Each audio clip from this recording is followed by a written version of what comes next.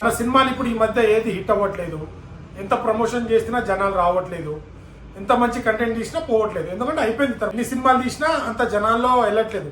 Hi నమస్తే అందరికీ. So అన్న సిద్ధార్థ కామెంట్ చేశారు, వీడియో పెట్టలేదన్న అన్నారు.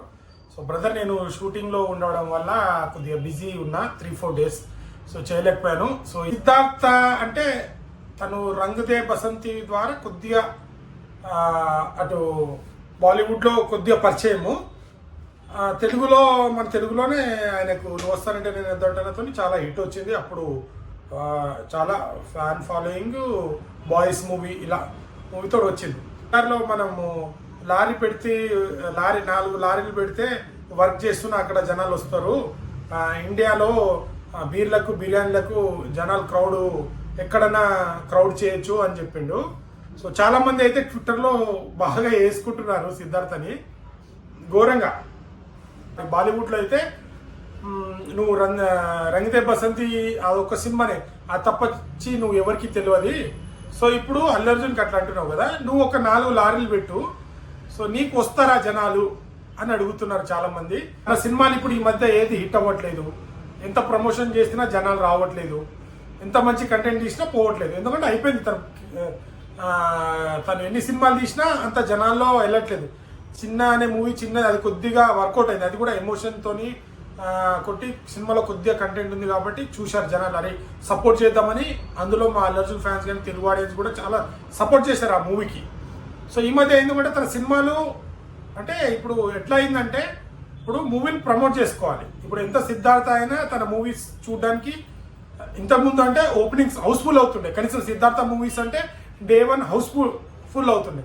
కానీ ఇప్పుడు డే 1 కూడా జనాలు థియేటర్కి రావట్లేదు. సో డిఫరెంట్గా ప్రమోషన్ చేయాలి.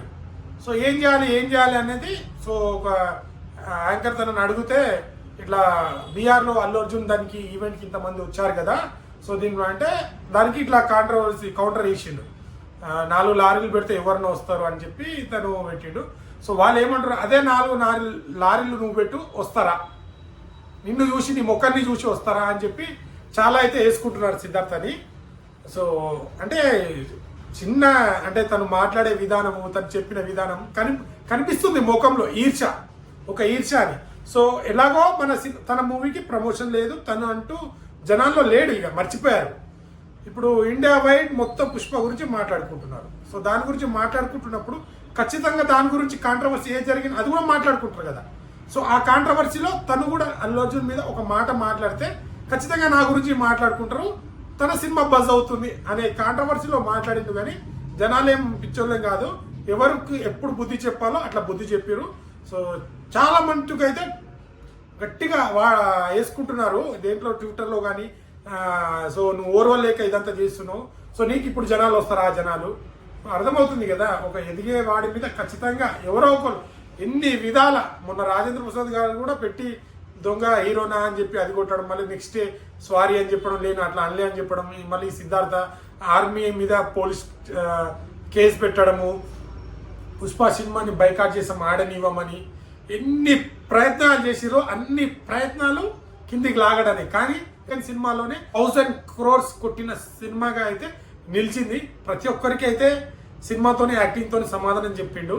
సో అది సో మీరు ఎంత నెగిటివ్ చేసినా సో సిద్ధార్థ గురించి అయితే పట్టుకోవాల్సిన అవసరం లేదు. చాలా మంది ఆయన జోకర్ అంటున్నారు. సో తన మీద ఉన్న రెస్పెక్ట్ కూడా ఇప్పుడు పోయింది చాలా మందికి. జోకర్ మాటలు మాట్లాడుతున్నా అంటే ఆయన మాట్లాడే విధానంలో తన ఫేస్ లో కనిపిస్తుంది ఈర్ష. సో తను పెట్టిన అంత జనాలు రారు. సో ఇది ఒపీనియన్, సినిమాని ప్రమోట్ చేసుకోవాలి, తను మార్కెట్లో కనబడాలని తప్పించి సో అది ఈర్ష అని క్లియర్ కట్టుగా అర్థమైపోతుంది. సో నచ్చితే లైక్, షేర్, సబ్స్క్రైబ్ చేయడం మాత్రం మర్చిపోకండి. ఇంకో కంటెంట్తో మీ ముందుకు వస్తాను. Thank you.